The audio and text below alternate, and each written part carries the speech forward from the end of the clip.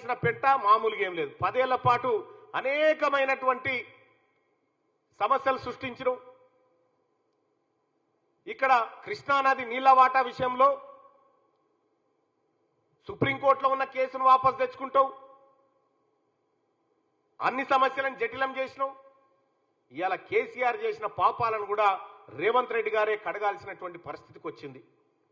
జగన్మోహన్ రెడ్డి గారు ప్రగతి భవన్కి వచ్చినప్పుడు కానీ, మీరు అటు బెజవాడకు పోయి ఇటు తిరుపతికి పోయి దర్శనాలు చేసుకొని వచ్చినప్పుడు కానీ, ఏ ఒక్కరోజైనా అక్కడి ముఖ్యమంత్రిని మీరు ఆహ్వానించిరా మాట్లాడుకుందామని, లేదంటే మిమ్మల్ని జగన్మోహన్ రెడ్డి గారు ఆహ్వానించిరా?